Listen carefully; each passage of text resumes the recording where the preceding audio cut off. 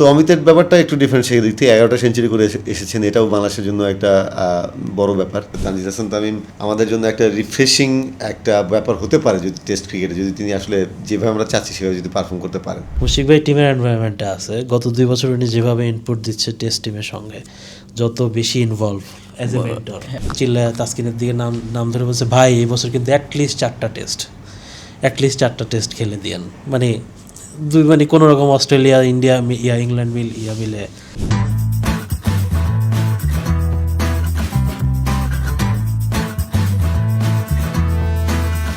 রনি ভাই, মানে তানজিদ হাসান তামিমকে কি টেস্ট টিমে নিয়ে ফেললেন? না, তানজিদ হাসান তামিমকে একটা পার্সোনাল ইয়ের মতো মনে হয় অনেক সময়, এরকম যখন একটা জিনিস খুব তীব্রভাবে আমরা চাই, হয়ে গেলে তো এরকম মনে হয় একটা পার্সোনাল জয়ের মতো। ঠিক আছে, বাট এটা ডেফিনেটলি আমরা তো এর আগেও টুকটাক আলোচনা করেছি যে আসলে তানজিদ হাসান তামিম আমাদের জন্য একটা রিফ্রেশিং একটা ব্যাপার হতে পারে যদি টেস্ট ক্রিকেটে, যদি তিনি আসলে যেভাবে আমরা চাচ্ছি সেভাবে যদি পারফর্ম করতে পারেন। তার ওই ন্যাচারাল ব্যাটিংটাই তিনি করবেন। ইভেন আমি চিফ সিলেক্টর এখন সুমন ভাইকে মজা করে বলতাম যে সুমন ভাই ওকে নিলে আপনার মতো রান করবে, মানে সুমন ভাইয়ের ব্যাটিংয়ের যেটা ইউএসপি ছিল, সুমন ভাই তো সাইড শটগুলো ভালো খেলতেন, ফুল কাট এবং ফিল্ডিং তো ক্লোজ থাকতো, খুব কুইক রান করতেন তিনি টেস্টে, প্রচুর বাউন্ডারি শটস তার ছিল, মানে প্রচুর বাউন্ডারি আসতো, দ্রুত রান আসতো। ওয়ানডেতে আবার এত দ্রুত তিনি রান করতে পারতেন না, ফিল্ডিং ছড়ানো ছিল। সো যে শটগুলো ওয়ানডেতে হয়তো 1 হচ্ছে 2 হচ্ছে, টেস্টে 4 হয়ে যেত। তো আমি সন্ধ্যাকে এমনিতে মজা করে বলছিলাম যে তানজিদ হাসানকে নিলে, তামিমকে নিলে এরকমই হবে যে খুব দ্রুত একটা কুইক ফায়ার 40-50 যদি করে দেয়, মানে 40-50 বলছি, আইডিয়ালি তো টেস্ট ওপেনারদের কাছ থেকে বড় বড় ইনিংস চাইবে, কিন্তু বাংলাদেশের বাস্তবতা বলছি আমাদের যেটা হয় যে এখন ওপেনার যারা খেলছে আমরা তাদের যথেষ্ট দেখেছি এবং তাদের শক্তি দুর্বলতা জায়গা আমরা জানি। সো অনেক সময় দেখা যায় তারা খুবই বকডাউন থাকে, এটা তাদের খেলার ধরন, তাদেরকে এই জন্যই নেওয়া হয়, ডিফারেন্ট থিং। কিন্তু যেটা দেখছি যে অনেকদিন এরকম হয়েছে 10 ওভার রান 15, উইকেট অলরেডি 2টা পড়ে গেছে। হয়তো তারা খুব খেলছে রানও আসছে না, উইকেট পড়ে গেছে। তো এই ব্যাপারগুলো হলো যে আরও পরের ব্যাটসম্যানদের আরও প্রেশারে ফেলে দেয়, বাট ইনিংসটা ঠিক গতি পায় না। সো তানজিদ হাসান তামিম যদি তার মতো খেলতে পারেন, যেটা আমরা এক্সপেক্ট করছি, যদি সেটা করতে পারেন তাহলে হয় যে ওই কুইক ফায়ার 40-50 বলটাকে একটু পূর্ণ করে দেওয়া, কিংবা ওই যে রানটা স্কোরবোর্ডে একটা স্বস্তি দিবে ড্রেসিং রুমে পরের ব্যাটসম্যান যারা আসবেন, এই শান্তদা, মমিনুল, মুশফিক, এদের জন্য একটা স্বস্তি দিবে যদি তিনি আসলে সেই কাজটা করতে পারেন আর কি। সো ফিঙ্গার ক্রসড, দেখা যাক। শুরুতেই হয়তো তাকে নেওয়া হবে না, এটাও বলে রাখা, মানে প্রথম টেস্টে মনে হয় না নেওয়া হবে, পরে হয়তো সুযোগ আসতে পারে। ডোমেস্টিক বা লঙ্গার ভার্সন সব কিছু মিলে, মানে রনি ভাই যেটা বললো তো সেটা হচ্ছে তার খেলার স্টাইল বা এই ব্যাপারটা। ওইখানে একটা যেহেতু আমাদের টেস্টে দুজন ওপেনারই মোরলেস একই ঘরানার আর কি, যদিও Shadman is more conventional than Joy. So মানে তানজিদের মধ্যে এই ব্যাপারটাকে তুমি কীভাবে দেখো? মানে ফার্স্ট ক্লাস তো খুব বেশি যে খেলছে তা না, অমিতের মতো বা অন্য যারা কন্টেম্পোরারি আছে গত কয়েক বছর যারাই টেস্ট টিমে আসছে তারা যথেষ্ট ফার্স্ট ক্লাস খেলে আসছে। একটু আটকাই, মানে সেটার তো একটা কারণ হচ্ছে যে তানজিদ যেহেতু লিমিটেড ওভারে এখন খুবই রেগুলার, ওটাই বলতেছিলাম, সে যেহেতু অন্য 2 ফরম্যাটে খুব ফ্রিকুয়েন্টলি খেলে, বাট যখনই খেলছে রনি ভাই যেটা বললো ওই প্যাটার্নটা ছিল। এবং তার প্রথম মানে একেবারে আন্ডার-19 ক্রিকেট শেষে যখন সে, আমার মনে আছে, সে একটা 2-ডে ম্যাচ খেলছিল জিম্বাবুয়ের সাথে বিকেএসপিতে, সেখানেও তার একটা 70 বলে সেঞ্চুরি ছিল। মানে সে ফার্স্ট ক্লাসে রান করলে এই গতিতেই রান করে। আর যেটা মানে বললো যে টেস্টে যেটা হয় যে ফিল্ডার একটু উপরে থাকে এবং সেটা সুবিধাটা নেওয়া যায় যদি তার ন্যাচারাল বাউন্ডারি হিটিং স্কিল থাকে। তামিমের সেটা আছে। আমরা সব সময় মমিনুল ভাইকে বলতে শুনছি, ইভেন শান্তকেও বলতে শুনছি, তামিম ভাই যদি আরও 2 বছর টেস্ট ক্রিকেটটা খেলে দিত, অন্য 2 ফরম্যাট না, টেস্ট ক্রিকেটটা যদি খেলে দিত, এই ব্যাটিং লাইন আপের জন্য অনেক ভালো হতো। মমিনুল নিচে বা শান্ত, দেখা গেছে যে আমরা দেখতেছি যে শান্ত যখন, এখন তো শান্ত 4-এ খেলতেছে গত 1-1.5 বছর যাবৎ, যখন যে 3-এ খেলছে তখন ওই অ্যাটাকিং ব্যাটিংটা শান্তকে করতে হয়েছে, তাকে ওই দায়িত্ব নিতে হয়েছে যে এটা মানে অপোনেন্টের মানে ফার্স্ট চয়েস বলারদেরকে ব্যাকফুটে ফেলার, স্ট্রেট ড্রাইভ দিয়ে পুল শট খেলে। পরবর্তীতে হয়তো আরেকটু হয়েছে। এবং মমিনুল যখন 3-এ খেলা শুরু করলো চেন্নাই থেকে সম্ভবত ইন্ডিয়া ট্যুর থেকে কানপুর, তখনও সেও ওই অ্যাটাকিং ব্যাটিংটা করছে। কারণ হচ্ছে যে উপরে আমাদের যে ওপেনার যারা ছিলেন তাদের ন্যাচারাল ব্যাটিংটা ওই রকম ছিল না, সো তাদেরকে ওইটা করতে হয়েছে। সো অলওয়েজ বাংলাদেশ দল চাচ্ছিল এমন একজনকে যে কিনা ওই একটা কেওস ক্রিয়েট করতে পারবে নতুন বলে। বিকজ যাই বলি না কেন, আগের বাংলাদেশ ক্রিকেটের যত 20 বছরের যেই মিডল অর্ডারটা ছিল, ওর থেকে খুবই ফর্মেডেবল মিডল অর্ডার এই মুহূর্তে আছে উইথ মুশফিক ভাই, Mominul and Shanto in there. So যখন এরকম মিডল অর্ডার থাকবে তুমি চাইবা যে এটা সফটওয়্যার বলের এগেনস্টে খেলুক। সে শান্ত যদি 15 বা 20 ওভারের সময় নামে তখন একটা টোটালি ডিফারেন্ট গেম বল, ইভেন মমিনুলের জন্য, ইভেন মুশফিক ভাইয়ের জন্য। সো ওইটা তখনই হবে যখন আমরা ওইরকম একটা free flowing attacking opening partnership পাবো আর কি। এর মানে এই না যে সাদমান যেটা করতেছে, ইভেন সাদমানও কিন্তু গত কয়েক বছর যাবত চেষ্টা করতেছে একটু অ্যাটাকিং ব্যাটিং করার, এবং সে খুব ভালো রিওয়ার্ডও পাইছে। তার কয়েকটা কুইক ফায়ার 50-র কারণে আমরা 2টা টেস্টও জিতছি এবং অ্যাওয়ে টেস্ট পাকিস্তানে, তারপরে পাকিস্তানের একটা 90 ছিল, তারপরে কিংস্টনে একটা 70 ছিল যেটা আর কি। সো সেও নিজেকে চেঞ্জ করার চেষ্টা করছিল ওই রোলের জন্য। জয় লাস্ট যে আয়ারল্যান্ড সিরিজে খেললো যথেষ্ট অ্যাটাকিং ব্যাটিং করছে, ফার্স্ট ক্লাসে অ্যাটাকিং ব্যাটিং করছে, এবং হোয়াইট বলে সে যখনই সুযোগ পাইছে চেষ্টা করছে যে অ্যাটাকিং ব্যাটিং খেলা। তো টিম চাচ্ছিল এমন একজন কেউ, আমরা এই মুহূর্তে যাদেরকে নিয়ে ওপেনিং করাচ্ছি তাদের ন্যাচারাল অ্যাবিলিটি সেটা না, তারা হয়তো তার একটু অন্য ঘরনা, আর তানজিদে সেটা আছে। সো এটা যদি ক্লিক করে মানে ভালো অপোনেন্ট টপ লেভেলের বোলিংয়ের এগেনস্টে, এটা বিরাট প্লাস পয়েন্ট হবে টেস্ট টিমের জন্য। আরেকটা ইনক্লুশন হচ্ছে অমিত হাসান, মানে তানজিদের ব্যাপারটা। তানজিদের ব্যাপারে তোর আরেকটু আমি বলে নিই, আমার একটা জিনিস ভাল লাগছে যে সুমন ভাইরা বা এই নির্বাচক কমিটি এমন একটা কিছু ভেবেছে। ডেফিনেটলি তারা না, এখানে টিম ম্যানেজমেন্ট তারাও প্রসেসের পার্ট, কিন্তু স্টিল তারা একটা জিনিস মানে একটা থট প্রসেস আছে, এটা কাজে লাগবে কি লাগবে না আমরা যেগুলো বললাম সেটা তো আছেই, তাদের একটা থট প্রসেস আছে, এবং সেটা তারা ক্লিয়ারলি বলেছেন সুমন ভাই। আমরা এইভাবে খেলতে হ্যাঁ, যে আমরা একটা নির্দিষ্ট স্টাইলে খেলার কথা ভাবছি, স্টাইলটা চেঞ্জ করার কথা ভাবছি, সেটা বাজবল না, এটাও বলে দিয়েছেন তিনি, ঠিক আছে, সেটা বাজবল না, কিন্তু তিনি একটা নির্দিষ্ট একটা ব্যাটসম্যান যদি এরকম করতে পারেন টপ অর্ডারে, একটা স্টাইল চেঞ্জের কথা বলেছেন। সো এটাও একটা রিফ্রেশিং ব্যাপার যে হ্যাঁ আমাদের সিলেক্টর এভাবে ভেবেছেন। এর আগে তো বেশিরভাগ সময় দেখা যেত যে অমুক রান করছে না তমুক কেন, তমুক রান করছে না আবার তমুককে ফেরাও, এটাই চলছিল, এবং অলমোস্ট তারা একই ঘরানার ছিলেন। সো ওই যে যেহেতু তার একটা অপশনস তাদের হাতে আছে এবং তারা চিন্তা করেছেন, এটাও একটা খুব রিফ্রেশিং ব্যাপার। তানজিদের ইনিংসগুলো, জুবাইর তোর সেই ইনিংসটার কথা বলো, লাস্ট ফার্স্ট ক্লাস ইনিংসটাও কিন্তু তার 140 রানে 7টা ছক্কা মেরেছে, 150 বলে 140 লাস্ট যে ম্যাচটা খেলেছে। বেশি ম্যাচ খেলার সুযোগ পায় না, যেহেতু তুই যেটা বললি লিমিটেড ওভার্স ব্যস্ত থাকে অনেক। ফার্স্ট ক্লাস সিজনটা আমাদের ওই সিজনেই তো আবার লিমিটেড ওভার্স খেলা হয়, সো খুব বেশি খেলার সুযোগ পায় না, বাট যতটুকু পেরেছে ভালো করেছে। সো ওই থট প্রসেসটাকেও আমি মানে একদম সাধুবাদ জানাই বা বাহবা দিচ্ছি যে অ্যাটলিস্ট তারা এরকম একটা ভেবেছেন, এবং ভেবেছে তো বটেই, ভাবার পরে আসলে ব্যাখ্যাটাও দিয়েছেন, মানে সংবাদ মাধ্যমে আলাদা করে। ইভেন সুমন ভাই এমনও হিন্ট দিচ্ছে যে সামনে তৌহিদ হৃদয়কে নিয়েও ভাবা হতে পারে আর কি। সো ওইটাও ওই রনিবে যেটা বললো যে অ্যাটাকিং অ্যাপ্রোচের যেটা রিফ্রেশিং আরও বেশি। এই টিমটা কিন্তু গতবার নাম্বার 7 থেকে টেস্ট চ্যাম্পিয়নশিপ শেষ করছিল। সো এখানে এটা উন্নতির দিকে যাচ্ছে, যেহেতু বোলিং একটা সেটেল। সো যে জায়গাটা কাজ করা সেটা হচ্ছে ব্যাটিং, এবং এই স্পেসিফিক জায়গাটায় যে অপোনেন্টের বোলিং অ্যাটাকের এগেনস্টে মনের ভিতর একটা ফিয়ার ঢুকিয়ে দেওয়া। এখানে অনেক মানে পেডিগ্রি আছে, মুশফিক ভাই, মমিনুল, তাদের যে ঘরানার ব্যাটসম্যান আমরা দেখছি তারা কি একটু ডিফারেন্ট কিছু আর কি, সেই জিনিসটাই সুমন ভাই হয়তো এখানে পুশ করার চেষ্টা করতেছে। প্লাস হলো তো যে ধরনের উইকেটের সামনে খেলা আছে অস্ট্রেলিয়া সাউথ আফ্রিকায়, সেখানে কিন্তু হ্যাঁ সেখানে কিন্তু যে এই ধরনের ব্যাটসম্যানের দরকার। তোর বাউন্স খুব ইভেন, ঠিক আছে, চমৎকার বল ব্যাটে আসবে। সো ওই পেস বোলিংটা তিনি ভালো খেলতে পারবেন, এবং ওই যে যদি করতে পারেন 15 ওভার যদি টিকে থাকেন, 15 ওভার দিন যা করবেন সেটা দলের জন্য হিউজ একটা বোনাস হবে। সো আমার মনে হয় একটা ক্লিয়ার থট প্রসেস এটার পেছনে আছে, হুইচ ইজ মানে খুবই রিফ্রেশিং। এবং এটা আবার বলে দিয়েছেন যে তার মানে গত এই সাদমান এবং জয় দুজনের প্রতি তারা কোনো ডিসরেসপেক্টও তারা করছেন না, তারা এটাও বলেছেন যে তাদের যে ঘরানা তারা সেই ঘরানার প্রতি ট্রু থাকবে, তারা তাদের মতো খেলবে, এটাও তাদেরকে ক্লিয়ার করে দিয়েছেন। সো এটাও খুব ভালো ব্যাপার। এবং জুবাই যেটা একটু আগে বললো যে ওদের খেলাতেও একটু আমরা আর্জেন্সিটা দেখছি, একটু ইন্টেন্ট বেশি দেখছি।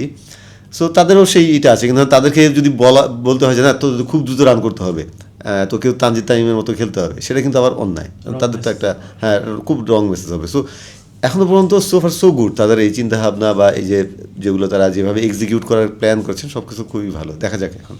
না মানে বাসবলের কথা যে বললেন সেটারও একটা ব্যাপার হচ্ছে যে যার যেটা নয় তাকে কিন্তু সেটা কখনোই করতে পারেনি, মানে হ্যাঁ ওই জিনিস খেলবো ওই জন্যে ওই প্লেয়ার মানে যেই হ্যাঁ হ্যাঁ যে ধারা তানজিদ আসছে এখন তোর বাসবলের জন্য শুধু তো জ্যাক ক্রলি না, ঠিক আছে, আর অনেককেই দরকার, তোর বেন ডাকেটকেও দরকার, তোর বেন স্টোকসকেও নিচে দরকার, জো রুটের একটা স্পেসিফিক ভূমিকা আছে, তাই না?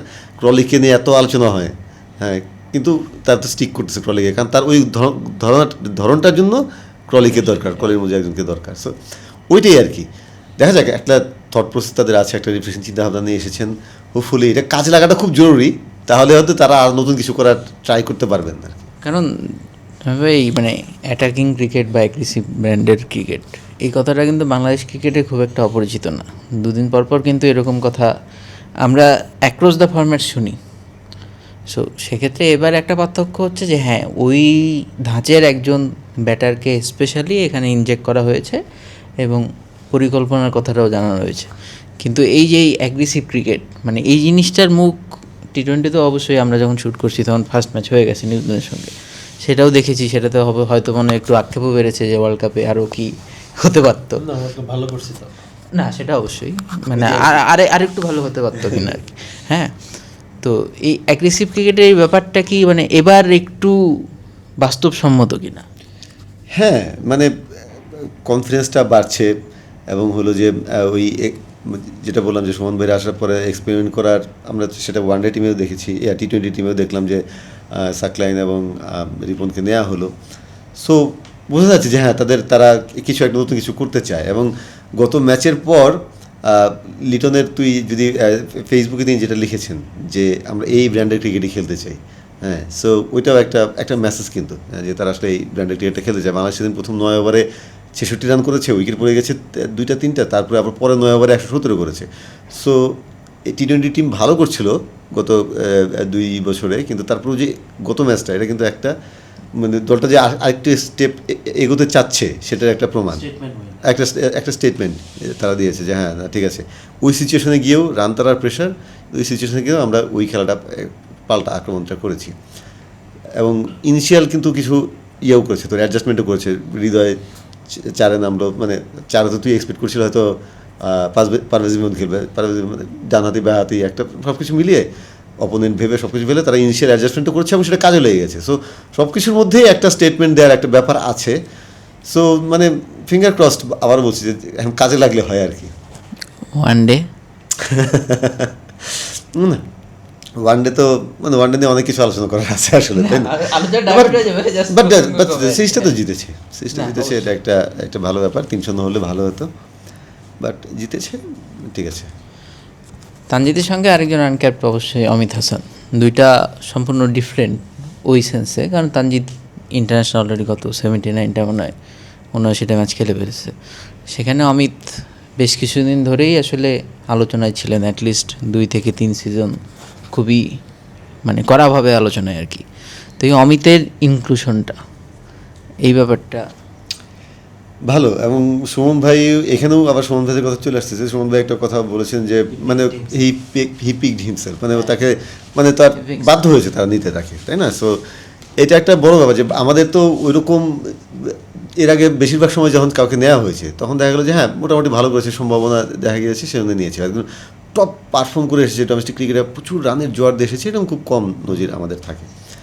সো যেমন এর আগে যখন শাহাদাত হোসেনকে নেওয়া হলো আন্ডার-19 এজ লেভেল থেকে, আমরা জানি মেইনলি বেসড অন পোটেনশিয়াল, তারপরে 1-2 ইনিংস খেলেছেন।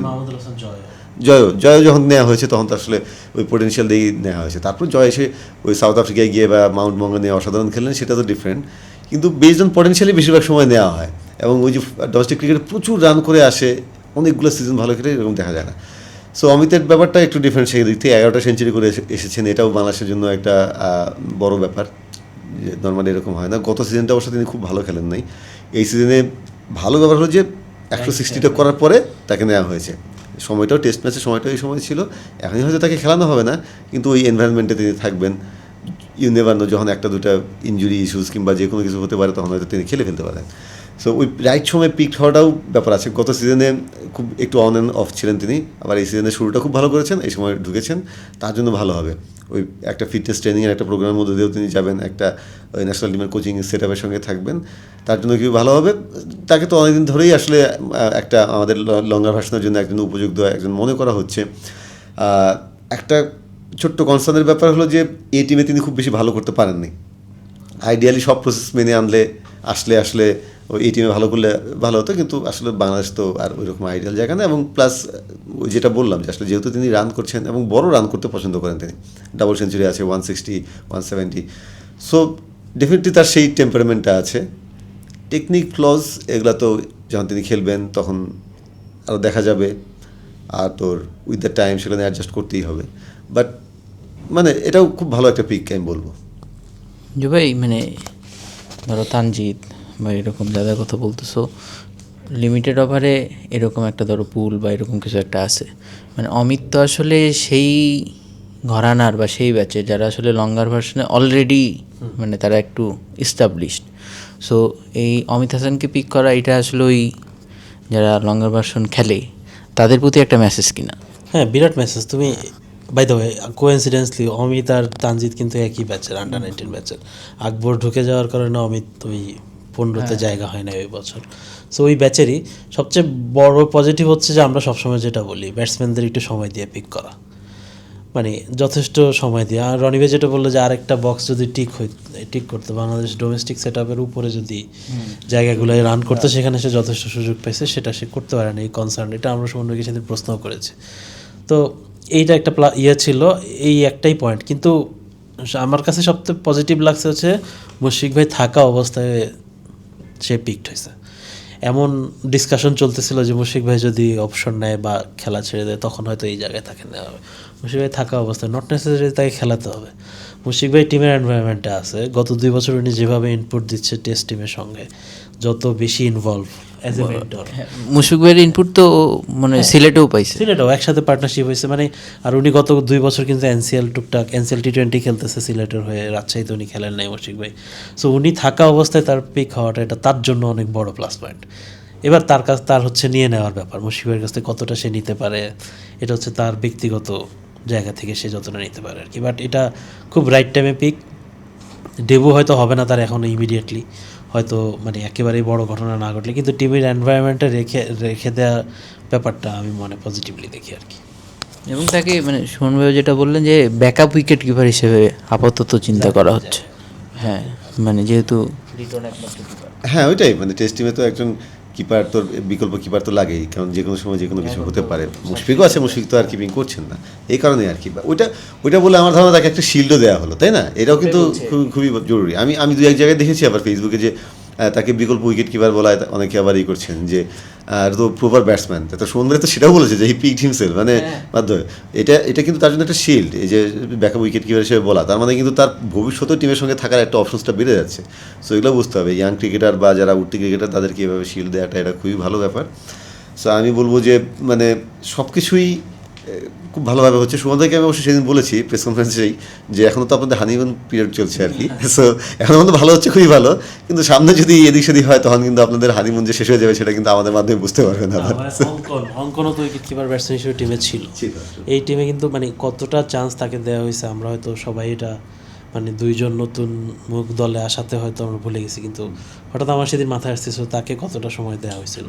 অঙ্কন অবশ্য পিক মানে লিপু ভাইদের কমিটির পিক ছিল, তাকে কন্টিনিউ করা হয় না এখানে, সিমিলার রোলেই তো।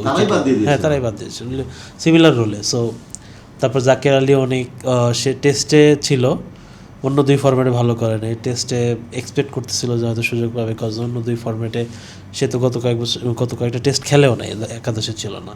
সো তার বাদ পড়াটাও অনেকটা ইয়ের মতো আর কি, যে কোনো কিছু না দেখেই বাদ দেওয়া। আর এই বিসিএল এই ইনিংসটাও সে খেলতে পারে নাই, কারণ হচ্ছে সে কনকাশনের কারণে মাঠ ছাড়তে হয়েছে। সো ওই জায়গায় ব্যাটিং করার সুযোগ পাইছে Amit. So that's how it works হয়তো। আর রনি ভাই যেটা বললো যে সুমন ভাই যে হানিমুন পিরিয়ড, এইসব জিনিস আস্তে আস্তে সামনে আরও বেশি আসা শুরু হবে।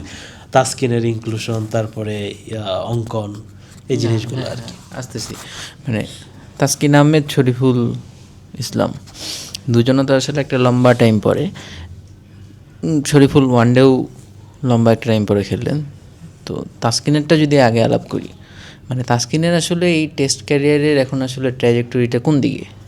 মানে উনি কি নিজে পিক অ্যান্ড চুজ করে খেলছেন, নাকি তার আসলে ফিটনেস, নাকি সিলেক্টরদের কোনো একটা ব্যাপার, মানে কখন খেলবেন কখন খেলবে না?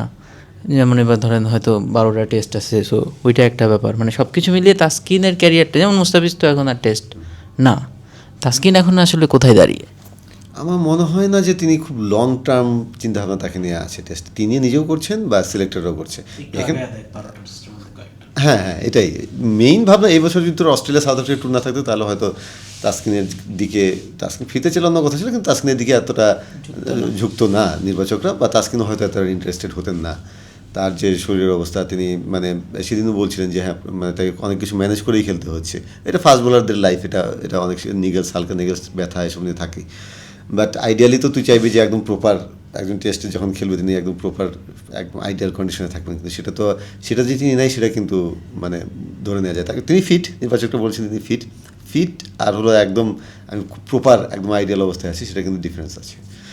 তো ডেফিনেটলি অস্ট্রেলিয়া এবং সাউথ আফ্রিকা ট্যুরের ভাবনায় রেখেই তাকে খেলানো হয়েছে। ডেফিনেটলি এখানেও তাকে একটা ম্যাচই খেলানো হবে, মানে এই সিরিজে, যে হয়তো প্রথমটাই যদি হয়, বা প্রথমটা যদি খেলতে না পারেন তাহলে হয়তো পরেরটায় খেলানো হবে। সো আমার মনে হয় যে এটাই করা হবে তাকে, মানে সিরিজ বাই সিরিজ এভাবে দেখে হয়তো অস্ট্রেলিয়া একটা খেলানো হলো, সাউথ আফ্রিকা যদি ভালো করে, যদি বডি পারমিট করে সাউথ আফ্রিকা দুটো খেলানো হলো, এইভাবে খেলানো হবে। টেস্টে তো আমাদের আসলে অপশনস আছেও, মানে সেটা টেস্টে না সব ফরম্যাটেই আছে, মানে ধর মুস্তাফিজ ছাড়া সেরকম কিন্তু অপরিহার্য, টি-20তে মুস্তাফিজ যেরকম, এরকম ছাড়া অপরিহার্য কেউ না যে আমার ওকে লাগবেই বেশিরভাগ ক্ষেত্রে। হ্যাঁ, কেউ একজন হয়তো একটু ভালো, তার চেয়ে বিকল্প যে আসবে তিনি মোটামুটি তার কাজটা মোটামুটি ভালোভাবে করে দিতে পারবেন। টি-20তে শুধু মুস্তাফিজ ডিফারেন্ট লেভেলের।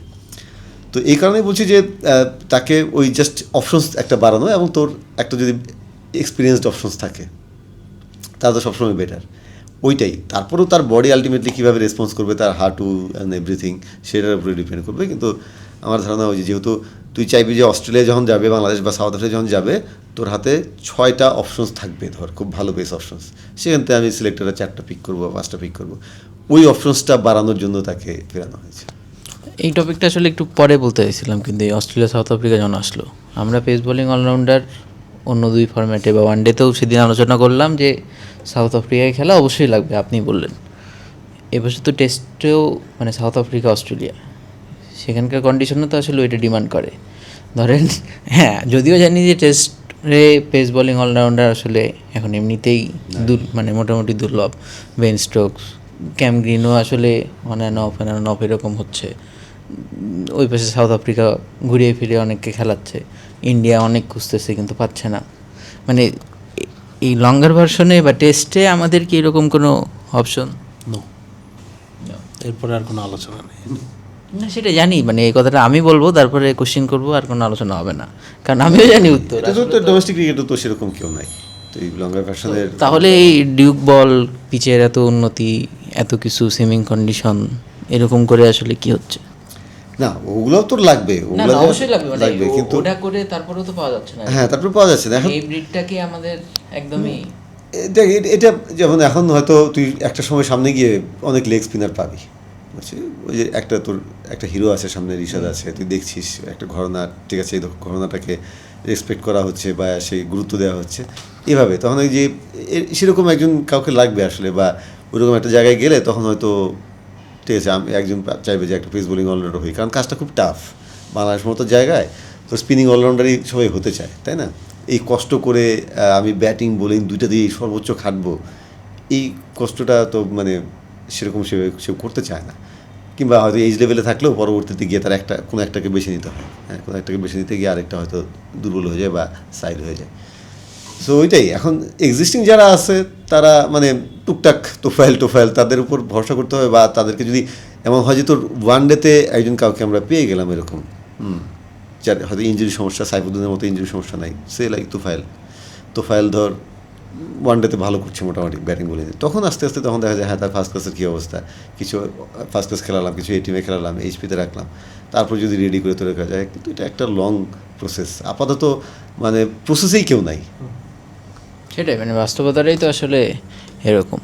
পেসারদের ক্ষেত্রে তাসকিন আর শরীফুল, মানে তাসকিনকে যখন নেওয়া হলো এই সব লং টার্ম বা সব কিছু বিবেচনায়, আমরা জানি যে একটু আনসার্টেন বা কিছু ব্যাপার আছে, সে কারণে তো আসলে খালেদকেই সম্ভবত জায়গা করে দিতে হলো।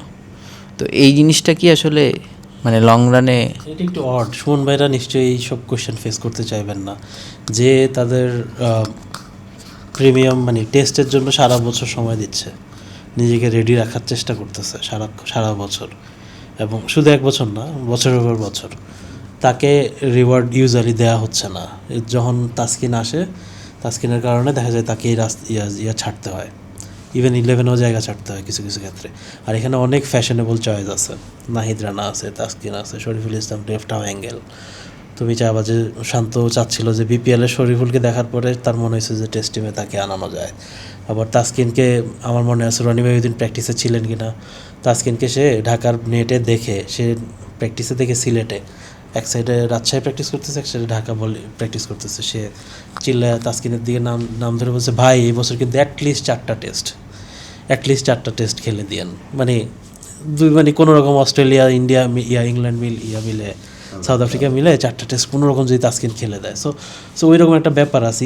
আর এটাও একটা ব্যাপার আছে ওই তাসকিনের লাস্ট এওয়ে সিরিজের পারফরমেন্সটা, একটা 5 উইকেট আছে অ্যান্টিগায়, আরেক তারপরে পুরো সিরিজ মিলে 11 wicket man of the series ছিল সে। বাংলাদেশ 2-1 সিরিজ ড্র করেছিল পাকিস্তানে 2024-এ। প্রথম টেস্টের সেটটা কিন্তু তাসকিনের সেট করে দিয়েছিল পুরা। তারপরে তুমি মাউন্ট ম্যাকগনাইতে যাও, ওই প্রথম স্পেলটা সাউথ আফ্রিকা একমাত্র যেই ম্যাচে আর কি তার বডি ফল করছে, যেটা জয় সেঞ্চুরি করছিল। তাসকিন যদি ওখানে ফিট থাকতো বাংলাদেশের হিউজ চান্স থাকতো ওখানে রেজাল্ট ফোর্স করার। সো এই ওর বড় ম্যাচে বা ভালো কন্ডিশন, মানে পেস বোলিং সহায়ক কন্ডিশনের এই মেমোরিগুলো আবার অনেক ডিসিশনকে সুইং করে এবং লাস্ট মোমেন্টে ইকোসিস্টেমটাকে কিছুটা হলেও ডিস্টার্ব করে আর কি। সে এই জায়গায় আর কি সিলেক্টরদের অনেক হিউজ আছে যে ওই অন্য পেসারদেরকে কমফোর্টে রাখা, কমিউনিকেশনে রাখা, যে তুমি আমাদের প্ল্যানে আসো, আমরা এই কারণে তোমাকে রাখতেছি না, বা সামনে হয়তো এই কারণে যে ও যদি সরে যায় বা ও সরে যায় তাহলে আসবে। সো এই জিনিসগুলো কমিউনিকেশনটা আমরা ওই দিন ডিসকাস করতেছিলাম, তুমি তো সৌম্যরে জিজ্ঞাসা করলা, সৌম্য বলছিল যে আমার ফোনে কথা হয়েছে এবং গিয়ে সামনাসামনি কথা বলবে। এটা আমরা আগে কখনো কোনো সিলেক্টর বলতে শুনি না। এই জিনিসটাকে যে গুরুত্ব দিয়ে দেখা এবং সেটা পাবলিকলি বলা, আগে এটাকে তুচ্ছতাচ্ছিল্য করা হতো লিটারেলি, যেটা বলা হতো। তো এই জিনিসগুলা, যেমন ওই দিন হাসান মুরাদকে বাদ দেয়া, it's a huge call. Last সিরিজে সে মানে প্লেয়ার অফ দ্য টুর্নামেন্ট সিরিজে সবচেয়ে বেশি সাকসেসফুল বলার ছিল, তাকে বাদ দেওয়া এবং সেটা ক্লিয়ারলি বলা, ইটস এ ট্যাকটিক্যাল ডিসিশন। তো এই জিনিসগুলো পজিটিভ সাইড, ওনারা যদি আরও বেশি ভালোভাবে এগুলো অ্যাড্রেস করে, কমিউনিকেশন করে, তাহলে নিশ্চয়ই সামনে ভালোই হবে। এবং এই জিনিসটা আসবে মূলত বোলিং ডিপার্টমেন্ট থেকে, কিন্তু এখানেই কম্পিটিশনটা বেশি। সেটাই, এটা তো আসলে এগেইন 3 ফরম্যাটেই তো ঘুরে ফিরে ব্যাপারটা তাই না, যে বোলিংয়ে কম্পিটিশন, বোলিংয়ে আলোচনা, ট্যাকটিক্যাল, এটা যে একটা ট্যাকটিক্যাল মুভ, এই কথাটাও আমরা শুনছি।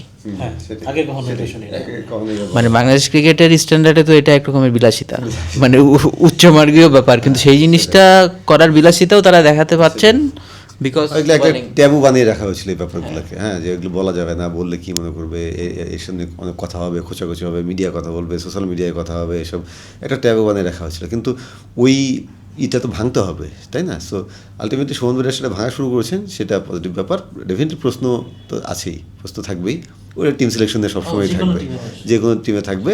তারা কীভাবে হ্যান্ডেল করছে, তাদের যুক্তিগুলো তুলে ধরছেন, সেটাই হলো আসল। এখন তুমি নাইম আর হাসান মুরাদের যে যুক্তি তারা দিয়েছেন, সেটা তোমার পছন্দ হতে পারে, নাও হতে পারে, কিন্তু তাদের চিন্তা ভাবনা আছে, একটা থট প্রসেস আছে এবং সেই থট প্রসেসের পক্ষে লজিকও আছে, উল্টা লজিকও দিতে পারো, কিন্তু তাদের লজিকটা আছে এবং তারা একটা নির্দিষ্ট প্ল্যান করেছেন, তো ঘরানা বেছে নিয়েছেন, বাস এটাই ওয়ে। সো এটাই হওয়া উচিত। টেস্ট চ্যাম্পিয়নশিপে তো আসলে এই সাইকেলে 2টা টেস্ট অলরেডি বাংলাদেশ খেলে ফেলছে শ্রীলঙ্কার সাথে। তো যদিও সেদিন চুন ভাই এমনভাবে বললেন, মানে মনে হতে পারে যে আসলে নতুন একটা সাইকেল শুরু হচ্ছে, বাট হ্যাঁ, অনেক কিছুই নতুন, by thought process, attacking cricket খেলার মানসিকতা বা চিন্তাভাবনা। তো টেস্ট চ্যাম্পিয়নশিপে এই সাইকেলটা ডেফিনেটলি অস্ট্রেলিয়া, সাউথ আফ্রিকার মতো 2টা বড় বড় ট্যুর, পাকিস্তান দিয়ে শুরু। আমরা পেস বলার বা এত কিছু নিয়ে অনেক কথা বলছি, শেষকালে এসে সাজিদ খান বা নোমান আলী আবার কিছু একটা করে বসবেন না তো? না, পাকিস্তান তো পাকিস্তানের বোলিং এটা কিন্তু ভালো বোলিং, এটা জাস্ট পেস এটাকেও তো টেস্টের কথা বলছি, মানে যে টিমটা তারা নিয়ে আসছে সেখানে তোর শাহিন আফ্রিদি আছে, যদিও শাহিন আফ্রিদি এখন তার মোজোটা হারিয়ে ফেলেছে, ম্যাজিকটা, তারপরেও তো শাহিন আফ্রিদি নতুন বলে নেবার নো যে কি একটা ভালো স্পেলে তিনি তো 2-3টা উইকেট নিতে পারেন। আব্বাস আছেন, আব্বাস তো স্পেশালি সিলেটে খুব ইফেক্টিভ হতে পারেন, যদি পাকিস্তান দেখা গেলো যেমন যাতে মিরপুরে খেলিয়ে সিলেটে বসিয়ে রেখেছে, এরকম হতে পারে। তো আব্বাস আছে, হাসান আলী আছেন, হাসান আলী বাংলাদেশের সঙ্গে ভালো করেন, Hasan Ali. So pace attack ভালো, স্পিন অ্যাটাক আমির জামাল তো আছেন খুব ইফেক্টিভ এই ধরনের কন্ডিশনে। আর হলো যে তোর ওই স্পিনে তো নোমান আলী, এবং নোমান বাংলাদেশের সঙ্গে ভালো করেন ওই সিরিজটা, আগের সিরিজটা যেখানে, হ্যাঁ, কিন্তু সাজিদ খান তো 8 উইকেট নিয়েছিলেন বাংলাদেশে এসে। সো সাজিদ খান যে ধরনের স্পিনার, বাংলাদেশের জন্য ট্রাবল দিতে পারে, হ্যাঁ। সো ডেফিনেটলি মানে বোলিং অ্যাটাক যথেষ্ট ভালো, কিন্তু তারপরেও তো আমাদের আমরা যদি ওদেরকে রাওয়ালপিন্ডিতে গিয়ে সিরিজ জিতে আসতে পারি, তাহলে আমরা কেন এখানে পারবো না? সো আমার ওই কনফিডেন্সটা রাখতে হবে। যদি সত্যিকার অর্থেই ওই যেভাবে পারফর্ম করছে সেটা যদি করতে পারে, খুবই সম্ভব। যদি আমি নাহিদ রানার কাছে সেই স্পেলটা পাই, তাসকিনকে যে আশায় নিয়ে এসেছি সেটা যদি হয়, যদি তাইজুল মিরাজটা তারা হয়তো হোল্ডিং জবটাই করবেন, বাট সেটা যদি করতে পারেন ঠিকঠাক মতো, এবং ব্যাটসম্যানরা যদি জাস্ট তার প্রপার খেলাটা খেলতে পারে, সম্ভব। টেস্টটা তো একটা মানে বিরতি মাঝখানে গেছে, হ্যাঁ, যদিও একটা ব্যাপার হচ্ছে যে বিসিএল অ্যাটলিস্ট একটা রাউন্ড খেলতে পারছে আর কি। তো ব্যাটাররা আসলে কেমন ছেপে আছে? আমার মনে হয় ভালোই, কারণ রানের মধ্যে আছে কম বেশি সবাই, এটা plus point. White ball run হোক আর যাই রান হোক। আর মুশফিক ভাই তো আমরা দেখলাম যে লাস্ট বিসিএলও রান করলো মোটামুটি, তারপরে জয় একটা 50 করলো, 50 করে আবার বলছে যে সেঞ্চুরিটা জমা করে রাখলাম। সো এরকম মানে টিমের মধ্যে কনফিডেন্ট আছে, যে এটা হচ্ছে প্লাস পয়েন্ট। ইউজুয়ালি আমরা ব্যাটিং টিমের আমাদের ব্যাটিং গ্রুপের কাছে সেটা সবসময় দেখি না, হয়তো এনভায়রনমেন্টটা খুব ভালো এই কারণে। আর আমরা জানি যে শান্ত খুবই সর্টেড টেস্ট ব্যাটার, গত কয়েক বছর যেভাবে উনি পারফর্ম করছে টেস্টে, বড় ইনিংস খেলার যে মানে আর কি টেমপ্লেটটা, সেটা যেভাবে সে রপ্ত করছে সেটা খুবই কমান্ডেবল। সো আমার মনে হয় এবার একটা বলি, রাওয়ালপিন্ডিতে যেটা হয়েছে আর কি, সেটারই রিপিটেশন হলে খুব একটা অবাক হব না ঘরের মাঠে। যদিও আমরা জানি যে মিরপুর এনিথিং ক্যান হ্যাপেন। আর সাজিদ খান ওই সিরিজটা খেলছে কিনা আমার মনে ছিল না, রাওয়ালপিন্ডির ওই সিরিজটা আমার মনে হয় না সাজিদ খান ছিল, সাজিদ খান মনে হয় ছিল না। আর থাকলেও মানে যেহেতু আমাদের ব্যাটিং অর্ডার অনেক লেফটি, সো তার সে অলওয়েজ একটা থ্রেট। আর যে ধরনের বোলিং উনি করেন, যে গতিতে করেন, আর যে অ্যাঙ্গেলে করেন, এটা আর যে ট্রেডিশনাল ওয়েতে করেন, এটা বাংলাদেশি অফ স্পিনাররা কিন্তু সেটা করেন না। একটু আপ অ্যান্ড ওভার, একটু টপ স্পিন বেশি থাকে। সো ও তার জন্য আমরা 2021-এর ওই মেমোরি তো উইকেট তো তাকে হেল্প করছেই, তারপরে আমার মনে হয় সে ফ্ল্যাট উইকেটও খুব ভালো বলার আর কি, শর্টেড বলার। সো ওই চ্যালেঞ্জটা থাকবে, কিন্তু ব্যাটিং ইউনিট হিসেবে সেটা উতরে যাওয়াটা স্বাভাবিক মনে করি আর কি। মিরপুরে যদি উতরে যায়, সিলেটে আশা করি বড় রান হবে এবং বাংলাদেশি পেসারও সেই উইকেটটা এনজয় করবে। মিরপুরের উইকেট মানে আমরা মাঝে মাঝে শুনছি যে স্পোর্টিং নিউজিল্যান্ডের সঙ্গে যদিও বেশ দূরে ডিফিকাল্ট উইকেট ছিল ওয়ান ডেতে, হয়তো সেটা আন্ডারস্ট্যান্ডেবল যে নিউজিল্যান্ডের মতো টিম, কিন্তু টেস্টে আসলে মিরপুরের যে ওই ব্যাপারটা, ওটা কি আসলে মানে বদলাচ্ছে বা বদলাবে?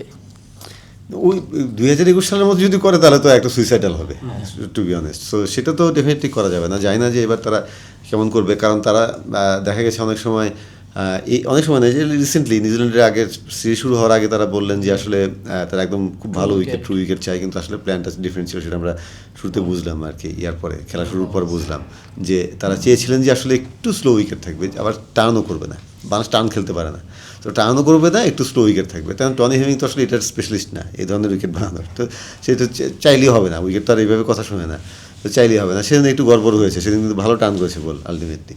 তো ওই ধরনের উইকেট চেয়েছে, ওই ধরনের উইকেট যদি হয় তাহলে মুশকিল আমাদের জন্য। সো আমি জানি না তারা কোনটা বেছে নেবে, বাট একটা প্রপার উইকেট থাকলেই আমার মনে হয় ভালো। এবং প্রপার উইকেটে বাংলাদেশ ভালো খেলে, কিন্তু সবসময় ভালো খেলে প্রপার উইকেটে, হ্যাঁ, মানে রিসেন্টলি খুব ভালো খেলছে। তো প্রপার দিতে সমস্যা কোথায়? আর পাকিস্তানের সাথে তো সেটা দিতে হবে, দরকার হলে ব্যাটিং উইকেট দাও, তা ওই রকম উইকেট দিও না। ব্যাটিং উইকেট দিয়ে ড্র করো, সেটা ডিফারেন্ট থিং।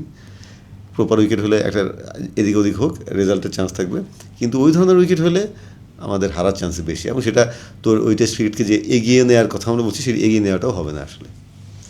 তুমি লটারিতে যেতে পারবে না, আর লটারি টনি হেমিংসের স্পেশালিটি না। এই টেস্টের জন্য উইকেট আগে থেকে প্রিপেয়ার করা, একটা সিলেক্ট করা আছে, এটাতেই টেস্ট, এই মিরপুরের পাকিস্তান টেস্টটা হবে মানে 3 মাস আগে থেকে। আর আমরা দেখছি যে ওয়ানডেতে পাকিস্তান কীভাবে এক্সট্রা বাউন্স মানে মুখ থুবড়ে পড়ে আর কি, যখন পাকিস্তান ওয়ানডে খেলতে আসছিল এই ব্যাটিং লাইন আপটাই। সো বাংলাদেশ চাইবে যে এক্সট্রা বাউন্সের উইকেটই থাকুক, যেটা আমির জামাল হিন্ট দিয়ে গেছিল যাওয়ার আগে বিপিএলে, বলছিল যে আমি আশা করি টেস্ট ম্যাচে যাতে এরকম উইকেট থাকে। আর আমার ধারণা টেস্ট ম্যাচে ওরকম উইকেট থাকবে। সিলেট তো অবশ্যই থাকবেই, হ্যাঁ সিলেটে অবশ্যই।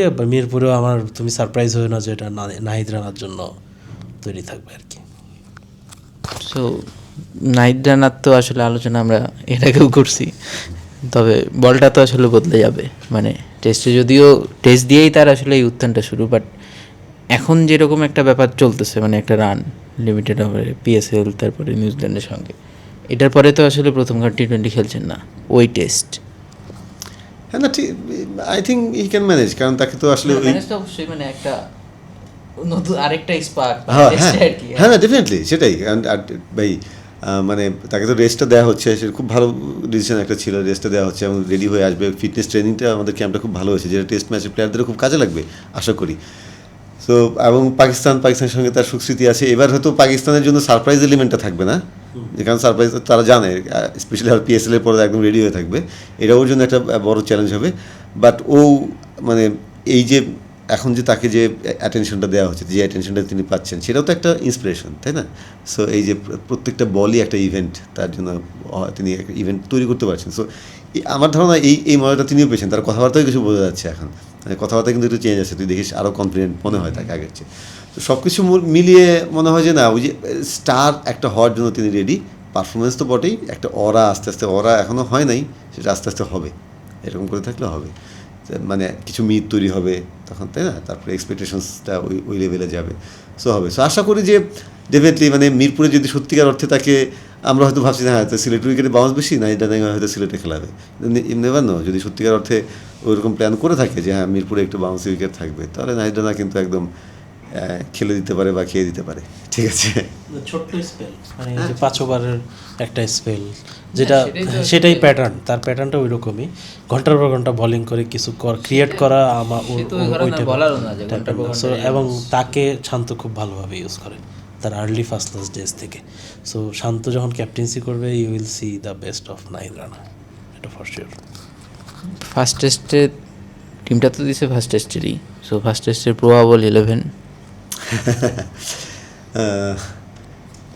জয় এবং সাদমান গত সিরিজটা যেভাবে খেলেছে তাদেরকে রাখা উচিত, তাই না? মানে আয়ারল্যান্ডের সঙ্গে তারা রান করেছে, 170 করেছে, সাদমান 2টা ভালো 50 করেছে।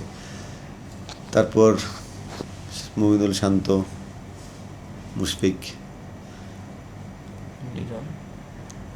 লিটন, মিরাজ, তাইজুল। তারপর এটা হলো যে ডিপেন্ডস অন উইকেট বুঝে 3 পেসার অথবা 3 স্পিনার। মানে নাইম তো ওদের যেহেতু বাহাতে ব্যাটসম্যান প্রচুর আসে, যদি উইকেট ওরকম নর্মাল উইকেট হয় তাহলে হয়তো নাইম, না হলে আরেকজন পেসার। সো নাহিদ রানা, তাসকিন, যদি 3 পেসার হয় তাহলে শরীফুল তুই বাহাতি অ্যাঙ্গেলটার জন্য চাইবি, এবং তাকে নেওয়াই হয়েছে আসলে এই কারণে, ওই ভেরিয়েশনটার কারণে।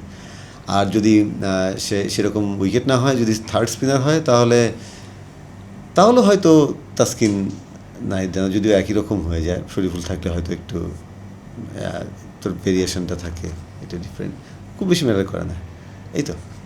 আবার মানে তাসকিন, নাহিদ রানা দুইজনের ক্ষেত্রেই তো আসলে 2টা টেস্টই খেলবে কিনা সেই দুইটা টেস্ট দুজনে কেউ খেলবে না, সেজন্য এটা ডিসিশন নেওয়ার ব্যাপার। যে এই জন্য আমি উইকেটের কথা বারবার বলছি, যে এখানে উইকেট কেমন, সিলেটের উইকেট কেমন, ওয়েদারও একটা ফ্যাক্ট।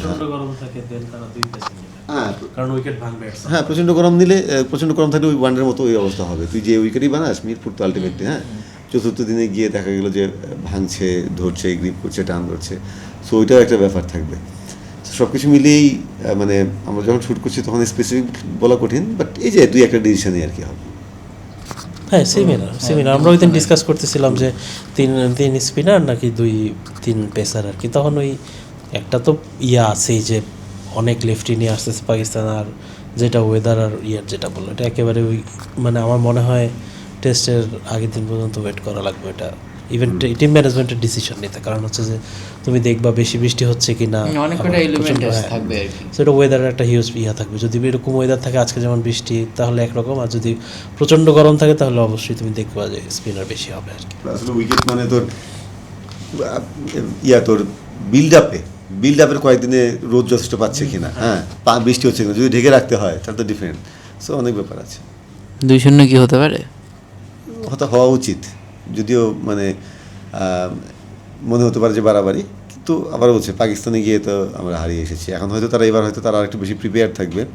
বাংলাদেশ টিমও তো আগের চেয়ে আরও বেশি প্রিপেয়ার, তারা আগের চেয়ে তোর আরও এক্সপিরিয়েন্স হয়েছে। নাহিদ রানা তখন ছিল একদমই অভিজ্ঞতা ছিল না, এখন তো আরও বেশি অভিজ্ঞতা হয়েছে, তাসকিন এসেছে, কোনো ইঞ্জুরি সমস্যা নাই বেসিক্যালি। সো 2-0 করা উচিত। এবং আমাদের তো তোর ওই যে টেস্ট চ্যাম্পিয়নশিপে সুমন ভাইরা বললেন যে তারা এবার উপরে উঠতে চান, এই সিরিজগুলো থেকে উপরে উঠতে হবে, এই সিরিজ থেকে তো যথেষ্ট সম্ভব পয়েন্ট নিতে হবে। ওয়েস্ট ইন্ডিজ আছে, ওয়েস্ট ইন্ডিজের কাছ থেকে নিতে হবে, তারপরে অস্ট্রেলিয়া সাউথ আফ্রিকায় গিয়ে আশা করতে হবে যে ফাইট করা বা একটা নিজেদের একটা মেসেজ দেয় সেরকম কিছু, কিন্তু জয়ের জন্য তো কি এগুলোই আমাদের টার্গেট করে বাস্তবসম্মত, সেটা করতে হবে।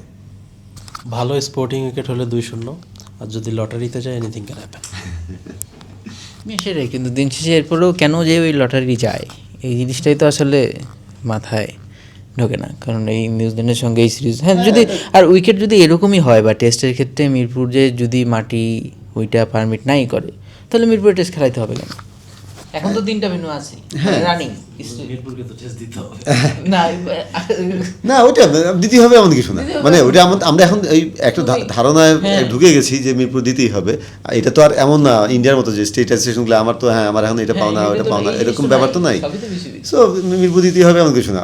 অনেক টিম আছে খেলতে চায় না, সিকিউরিটি ইস্যুস প্লাস অন্যান্য ইস্যুস, ইন্ডিয়া বা অস্ট্রেলিয়ার মতো সিরিজগুলো যেমন ঢাকা চট্টগ্রামের বাইরে যেতে চায় না, তারা সিলেট যেতে চায় না, যায় না, এবার হবে কি না তাদের ক্ষেত্রে ডিফারেন্ট, কিন্তু অন্যান্য জায়গায় তো হয়। এবং রিসেন্টলি কিন্তু চেঞ্জ দেখেছি আমরা, ইনফ্যাক্ট একটা টেস্ট হয়েছে সিলেটে দিয়ে রেখেছে, এরকম হয়েছে। সো মিরপুরে খেলাতে হবে, এই ইয়ার থেকে বের হয়ে আসা উচিত, দেখা যাক এখন কী করে তারা।